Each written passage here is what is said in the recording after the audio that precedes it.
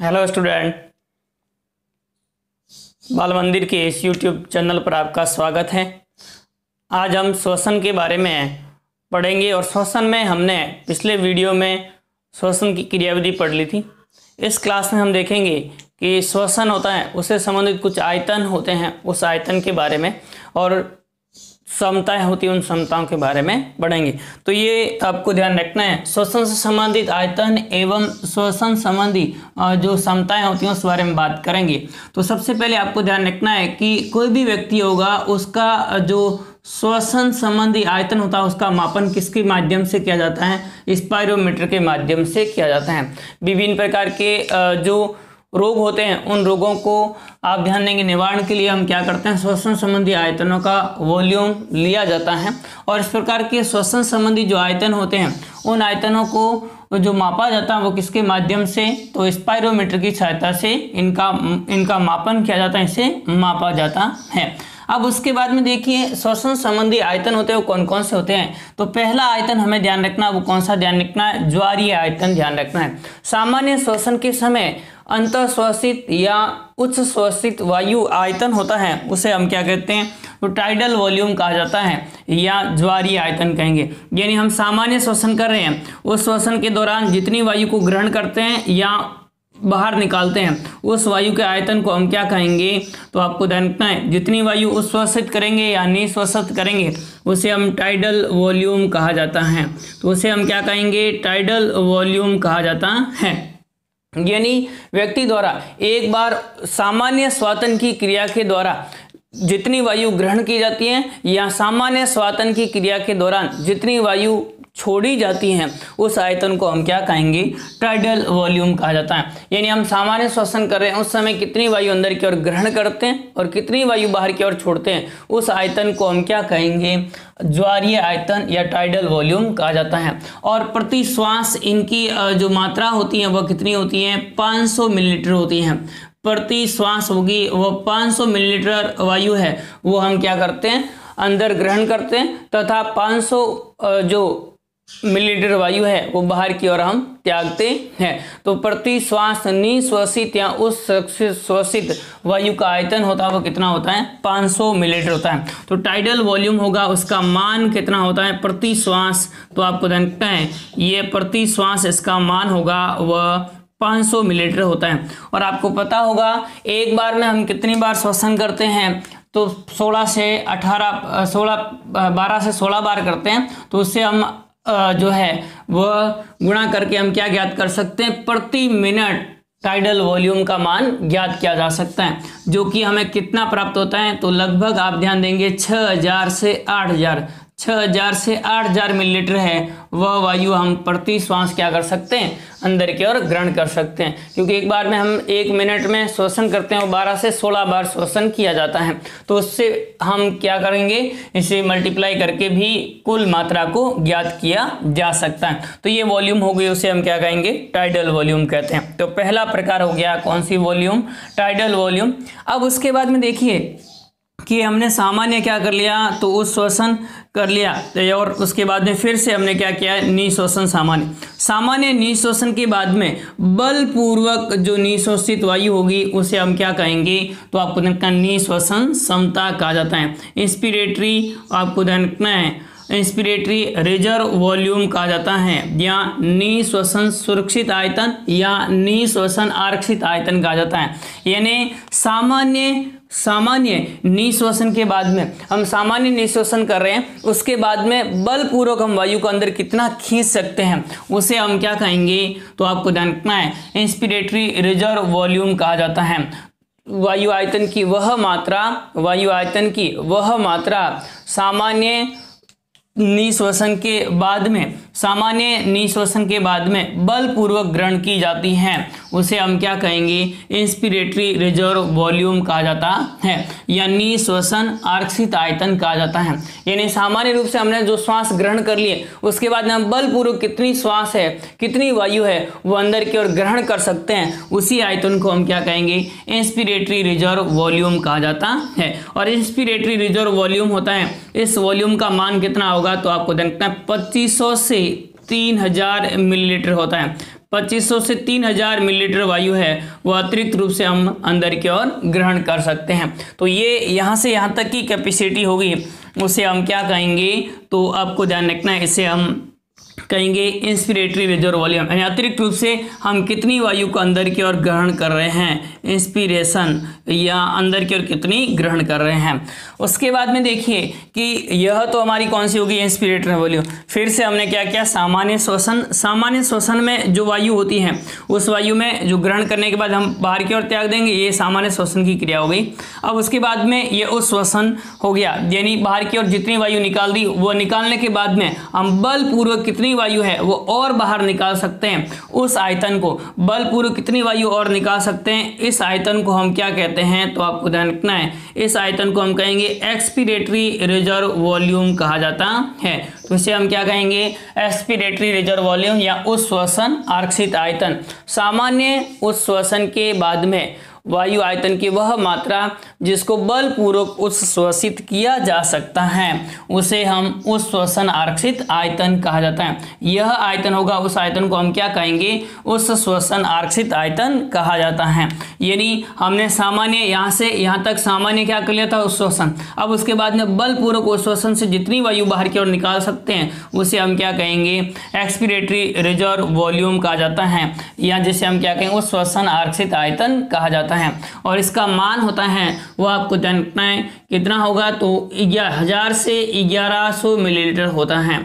1000 से 1100 मिलीलीटर इसका क्या होगा, मान होता है। तो इसका मान 1000 से 1100 मिलीलीटर होता है, जिसे हम क्या कहेंगे, एक्सपिरेटरी रिजर्व वॉल्यूम कहा जाता है। अब उसके बाद में आपको ध्यान रखना है, हमने क्या कर लिया है, बलपूर्वक उच्छ्वसन कर लिया है, वायु बाहर निकाल दी। उसके बाद में भी कुछ वायु का मात्रा ऐसी होती है जो कि फेफड़ों के अंदर शेष रहती है। कुछ वायु की मात्रा ऐसी होती है जो किसके अंदर शेष रहती है, फेफड़ों के अंदर शेष रहती है, जिसे हम क्या कहते हैं, तो आपको जानना, अवशिष्ट आयतन कहा जाता है, रेजिडुअल वॉल्यूम कहा जाता है। तो उस आयतन को हम क्या कहेंगे, अवशिष्ट आयतन या रेजिडुअल वॉल्यूम कहा जाता है, आरवी कहा जाता है। तो आप क्या ध्यान देंगे, बलपूर्वक उच्छ्वसन के बाद में, बलपूर्वक उच्छ्वसन के बाद में वह वायु का आयतन जो फेफड़ों में शेष रह जाता है, संपूर्ण वायु हम बाहर नहीं निकाल सकते, संपूर्ण वायु बाहर निकालेंगे तो जो फेफड़े हैं वो कोलैप्स हो जाते हैं, पर ऐसा होता नहीं है। तो इसलिए आप ध्यान देंगे, तो बलपूर्वक उच्छ्वसन के बाद में वायु का वह आयतन जो फेफड़ों में शेष रहता है उसे हम क्या कहेंगे, रेजिडुअल वॉल्यूम कहते हैं। और इसका मान होता है वो आपको ध्यान रखना है 1100 से 1200 मिलीलीटर होता है। इसका मान कितना होगा, 1100 से 1200 मिलीलीटर होता है। तो इनका मान होगा वो कितना होगा, 1100 से 1200 मिलीलीटर इनका मान होता है। तो ये थे 4 प्रकार के हमें आयतन ध्यान रखने। पहला कौन सा ध्यान रखना है, ज्वारीय आयतन, वायु की वह मात्रा जो प्रति श्वास अंदर की ओर ग्रहण की जाती है या बाहर की ओर छोड़ी जाती है। यानी सामान्य श्वसन की क्रिया के दौरान ग्रहण की गई वायु का आयतन या त्यागी गई वायु का आयतन होता है, उसे हम क्या कहते हैं, ज्वारीय आयतन कहते हैं। और ज्वारीय आयतन होता है उसके प्रति श्वास कितना मान होता है, 500 मिलीलीटर होता है, और प्रति मिनट इनका मान कितना होगा, 6000 से 8000 मिलीलीटर होता है। यानी प्रति श्वास ग्रहण की गई वायु का आयतन भी 500 मिलीलीटर होगा, और प्रति श्वास छोड़ी गई वायु का आयतन होता है वो भी कितना होता है, 500 मिलीलीटर होता है। तो ये यहाँ से यहाँ तक का जो आयतन होगा वो पूरा आयतन क्या कहलाएगा, टाइडल वॉल्यूम कहलाता है। दूसरा, निःश्वसन आरक्षित आयतन, सामान्य निःश्वसन के बाद में बलपूर्वक निःश्वसित की गई वायु का आयतन होगा, उसे निःश्वसन आरक्षित आयतन कहा जाता है, जिसका मान 2500 से 3000 मिलीलीटर होता है। फिर उसके बाद में आपको ध्यान रखना है कि सामान्य जो उच्छ्वसन होगा उसके बाद में अतिरिक्त रूप से बलपूर्वक ग्रहण की गई वायु का आयतन होता है, उसे हम क्या कहते हैं, एक्सपिरेटरी रिजर्व वॉल्यूम या उच्छ्वसन आरक्षित आयतन कहा जाता है, जिसका मान 1000 से 1100 मिलीलीटर होता है। फिर उसके बाद में बलपूर्वक उच्छ्वसन के बाद में भी फेफड़ों में कुछ वायु का आयतन शेष रह जाता है, जिसे अवशिष्ट आयतन कहते हैं। इसका मान 1100 से 1200 मिलीलीटर होता है। तो ये था किसके बारे में, श्वसन संबंधी आयतन के बारे में। इसके जो नोट्स है वो मैं इस वीडियो क्लास के लास्ट में डाल दूंगा, जिसे आप वहां से नोट्स भी बना लेंगे।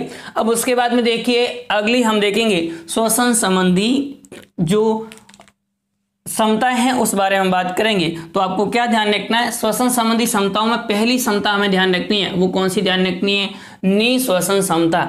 यानी आप ध्यान देंगे तो ये जो सामान्य श्वसन की प्रक्रिया होती है, उस सामान्य श्वसन की प्रक्रिया के साथ साथ आपको ध्यान रखना है जो एक्सपिरेटरी क्षमता होगी उस पूरी क्षमता को, यानी आप ध्यान देंगे तो टाइडल वॉल्यूम और उसके बाद की वॉल्यूम का भाग होता है, उस भाग को हम क्या कहेंगे, निःश्वसन क्षमता कहते हैं। यानी निःश्वसन का मतलब क्या हुआ कि बलपूर्वक कुल वायु कितनी हम अंदर की ओर ग्रहण कर रहे हैं या कुल वायु बाहर की ओर कितनी छोड़ रहे हैं, उसे हम क्या कहेंगे, तो निःश्वसन क्षमता कहा जाता है। तो वायु आयतन की वह मात्रा जो एक बार या एक निःश्वसन में ग्रहण की जा सकती है उसे हम क्या कहेंगे, निःश्वसन क्षमता या इंस्पिरेशन कैपेसिटी कहा जाता है। इंस्पिरेटरी कैपेसिटी में कौन कौन से वॉल्यूम हो जाएंगे, टाइडल वॉल्यूम और साथ में आपको ध्यान रखना है इंस्पिरेटरी रिजर्व वॉल्यूम होता है, ये दोनों वॉल्यूम होंगे उसे हम क्या कहेंगे, निःश्वसन क्षमता कहा जाता है। तो यहाँ से ये यहाँ तक का जो वायु का आयतन होगा उस आयतन को हम क्या कहेंगे, जिसमें कौन कौन से आयतन शामिल हो, तो एक तो आपको ध्यान रखना है टाइडल वॉल्यूम का आयतन शामिल होता है और दूसरा आयतन हमारा कौन सा शामिल होता है, तो इसमें जो इंस्पिरेटरी रिजर्व वॉल्यूम होता है ये शामिल होता है और इन दोनों को सम्मिलित रूप से हम क्या कहते हैं, इंस्पिरेटरी कैपेसिटी कहा जाता है या निःश्वसन क्षमता कहा जाता है। तो ये क्षमता हो गई उसे हम क्या कहेंगे, निःश्वसन क्षमता कहते हैं। इसका मान होता है वह कितना होगा, तो आपको देखते हैं 2500 से 3000 ये और 500 ये, तो 3500 मिलीलीटर के आसपास इनका मान होता है। तो इनका मान कितना होगा, 3500 मिलीलीटर होता है। फिर दूसरी कैपेसिटी हमें ध्यान रखनी है, वो कौन सी ध्यान रखनी है, उस श्वसन क्षमता या एक्सपिरेटरी कैपेसिटी। इसमें आपको ध्यान रखना है एक्सपिरेटरी कैपेसिटी में क्या होगा, तो आपको ध्यान रखना है कि जो यहाँ से यहाँ तक का भाग है, यानी जिसमें क्या होगा, तो जो ज्वारीय आयतन होता है वो ज्वारीय आयतन और साथ में कौन सा होगा, उस श्वसन सुरक्षित आयतन होगा, उन दोनों को क्षमताओं को हम क्या कहते हैं, तो आपको ध्यान रखना है इन दोनों क्षमताओं को मिला करके, यानी हम सामान्य उस श्वसन के बाद में और कितनी वायु को बलपूर्वक श्वसित कर सकते हैं, उन दोनों मान को सम्मिलित रूप से हम क्या कहते हैं, उस श्वसन क्षमता कहा जाता है। तो उस श्वसन क्षमता में एक तो टाइडल वॉल्यूम हो जाएगा और दूसरा कौन सा, एक्सपिरेटरी रिजर्व वॉल्यूम हो जाएगा। इन दोनों का मान होता है उसे हम क्या कहेंगे, तो आपको ध्यान रखना है एक्सपिरेटरी कैपेसिटी कहा जाता है। फिर उसके बाद में ध्यान दीजिए अगला है वो है क्रियाशील अवशिष्ट क्षमता। क्रियाशील अवशिष्ट क्षमता में हमें क्या ध्यान रखना है कि वायु आयतन की वह मात्रा जो कि आपको ध्यान रखना है फेफड़ों के अंदर उपस्थित रहती है उसे हम क्या कहेंगे, तो क्रियाशील अवशिष्ट क्षमता कहा जाता है। तो इसमें क्या ध्यान रखना है कि वायु आयतन की वह मात्रा जो कि सामान्य अवशोषण के बाद में फेफड़ों में शेष बचती है उसे हम क्या कहेंगे, तो क्रियाशील अवशिष्ट क्षमता कहा जाता है। यानी यहाँ ध्यान दीजिए कि हमने क्या कर लिया, यहाँ सामान्य अवशोषण कर लिया और जैसे ये सामान्य अवशोषण कर लिया उसके बाद में यहाँ से लेकर के और यहाँ तक जो कुछ वायु ऐसी होती है जो फेफड़ों के अंदर शेष रहती है, बाकी वाली वायु जो बलपूर्वक हम अवशोषण करते हैं। तो सामान्य अवशोषण के बाद में फेफड़ों में जो वायु शेष रहती है उसे हम क्या कहते हैं, फंक्शनल रेजिडुअल कैपेसिटी कहा जाता है। तो फंक्शनल रेजिडुअल कैपेसिटी है वो किसे कहेंगे, या क्रियाशील अवशिष्ट क्षमता किसे कहेंगे, तो सामान्य अवशोषण के बाद में फेफड़ों में जो वायु शेष रहती है उस वायु को हम क्या कहेंगे, तो आपको देखना है सामान्य अवशोषण के बाद में फेफड़ों में जो वायु शेष रहती है उस वायु के आयतन को फंक्शनल रेजिडुअल वॉल्यूम कहा जाता है, क्रियाशील अवशिष्ट क्षमता कहा जाता है। और क्रियाशील अवशिष्ट क्षमता होती है वह कौन सी क्षमता हो जाएगी, तो आपको ध्यान रखना है ये दोनों क्षमताएं, यानी इसके अंदर जो फंक्शनल रिजर्व वॉल्यूम होगा उसका मान क्या होगा, तो उसमें आपको ध्यान रखना है एक्सपिरेटरी रिजर्व वॉल्यूम और रिजर्व वॉल्यूम होगा, उन दोनों से मिला करके एक्सपिरेटरी रिजर्व वॉल्यूम और रिजर्व वॉल्यूम होगा, उस दोनों आयतनों के मान को हम क्या कहेंगे, क्रियाशील अवशिष्ट क्षमता कहा जाता है। तो क्रियाशील अवशिष्ट क्षमता है वो किसे कहेंगे, तो ये हमें ध्यान रखना है फंक्शनल रेजिडुअल वॉल्यूम में सामान्य अवशोषण के बाद में शेष वायु की मात्रा जो फेफड़ों के अंदर उपस्थित होती है उसे फंक्शनल रेजिडुअल वॉल्यूम कहा जाता है। फिर उसके बाद में ध्यान दीजिए अगला है वो है कौन सा, जैव क्षमता या वाइटल कैपेसिटी। जैव क्षमता या वाइटल कैपेसिटी में क्या ध्यान रखना है कि जो अवशिष्ट आयतन को छोड़कर बाकी वाले सारे आयतन होंगे वो किसमें शामिल हो जाएंगे, जैव समता के अंदर शामिल होते हैं। तो बलपूर्वक फेफड़ों में भरी गई वायु का आयतन या फेफड़ों से छोड़ी गई वायु का आयतन होता है, उस आयतन को हम क्या कहते हैं, जैव समता या वाइटल कैपेसिटी कहा जाता है। देखो ध्यान दें, जैसे मैंने बलपूर्वक रूप से वायु को बाहर छोड़ दिया, अब उसके बाद में जो वायु मैं एक बार श्वसन में ग्रहण करूंगा उस वायु को हम क्या कहेंगे, जैव समता कहा जाता है।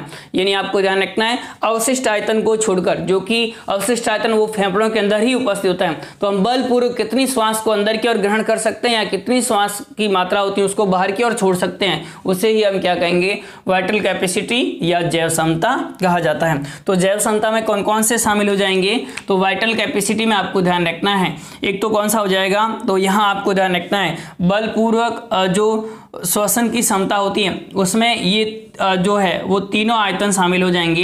यानी कौन कौन से आयतन हो जाएंगे, ये कौन सा एक्सपिरेटरी रिजर्व वॉल्यूम है, ये इंस्पिरेटरी रिजर्व वॉल्यूम है, और इंस्पिरेटरी रिजर्व वॉल्यूम के अतिरिक्त ये कौन सा, टाइडल वॉल्यूम। ये तीनों सम्मिलित रूप से क्या कहलाएंगे, functional residual capacity vital capacity कहलाता है। तो ये हमें ध्यान रखना है, एक तो कौन सा इंस्पिरेटरी रिजर्व वॉल्यूम, फिर टाइडल वॉल्यूम, फिर उसके बाद में कौन सा, एक्सपिरेटरी रिजर्व वॉल्यूम। इन तीनों को सम्मिलित रूप से हम क्या कहा जाता है, वाइटल कैपेसिटी या जैव क्षमता कहा जाता है। तो अवशिष्ट आयतन को छोड़कर बाकी वाले आयतन होंगे वो किसमें शामिल हो जाएंगे, जैव क्षमता में शामिल हो जाते हैं। तो आप ध्यान देंगे कि बलपूर्वक उच्छ्वसित या बलपूर्वक निश्वसित वायु का आयतन होगा, उस कुल आयतन को हम क्या कहेंगे, जैव क्षमता कहा जाता है। अब उसके बाद में ध्यान दीजिए, कुल कितनी वायु फेफड़ों में भरी जा सकती है, उस टोटल वायु को हम क्या कहते हैं, टोटल लंग कैपेसिटी कहा जाता है। तो टोटल लंग कैपेसिटी का मतलब क्या हुआ कि कुल कितनी वायु है वह आपको ध्यान रखना है फेफड़ों के अंदर भरी जा सकती है। तो उस वॉल्यूम को हम क्या कहेंगे, कुल फुफ्फुसीय क्षमता कहा जाता है, टोटल लंग कैपेसिटी कहा जाता है। यानी हम अधिकतम प्रयास करने के बाद में फेफड़ों में कितनी वायु भर सकते हैं उस भरने की क्षमता होती है, उसे हम क्या कहते हैं, टोटल लंग कैपेसिटी कहा जाता है। और टोटल लंग कैपेसिटी में कौन कौन से भाग आ जाएंगे, तो ध्यान दीजिए, टोटल लंग कैपेसिटी में आपको ध्यान रखना है, टाइडल वॉल्यूम हो जाएगा, इंस्पिरेटरी रिजर्व वॉल्यूम हो जाएगा, फिर एक्सपिरेटरी रिजर्व वॉल्यूम हो जाएगा, और फिर कौन सा, रेजिडुअल वॉल्यूम होता है। ये सारे वॉल्यूम मिलाकर के कौन सी क्षमता कहलाएगी, टोटल लंग कैपेसिटी कहलाती है, जिसका मान होता है वो आपको ध्यान रखना है 5800 मिलीलीटर के आसपास होता है। तो इस प्रकार से 5800 मिलीलीटर के आसपास होगा वह टोटल लंग कैपेसिटी होता है। और इसमें आप देखेंगे जैव क्षमता का मान होता है वो लगभग कितना होता है, 4600 मिलीलीटर होता है। 4600 मिलीलीटर होगा वह कौन सी क्षमता हो जाएगी, जैव क्षमता होती है। तो ये हमें ध्यान रखना है। और तो ये 5 प्रकार की क्षमताएं हैं, वो क्षमताएं हमें ध्यान रखनी है। तो ये था किसके बारे में, कि श्वसन में कौन कौन से आयतन और कौन कौन सी क्षमताएं होती है जिनको हम निकाल सकते हैं। तो ये 5 प्रकार की क्षमताएं हमें निकालनी है। पहली क्षमता हमने कौन सी देखी थी, तो आपको देखना है इंस्पिरेटरी कैपेसिटी। दूसरी कौन सी ध्यान रखनी है, तो दूसरी कैपेसिटी हमें ध्यान रखनी है, वो कौन सी ध्यान रखनी है, एक्सपिरेटरी कैपेसिटी ध्यान रखनी है। तीसरी हमें कौन सी ध्यान रखनी है, फंक्शनल रेजिडुअल कैपेसिटी का ध्यान रखनी है। फिर उसके बाद में आपको कौन सी ध्यान रखनी है, तो अगला ध्यान देंगे वाइटल कैपेसिटी, और उसके बाद में कौन सा ध्यान रखना आपको, तो टोटल लंग कैपेसिटी। ये 5 प्रकार की कैपेसिटी है और 4 प्रकार के आयतन है वो हमें ध्यान रखने हैं। तो इसका जो नोट्स है वो मैं इस वीडियो क्लास के लास्ट में डाल दूंगा, जिससे आप नोट्स भी बना लें। Thank you.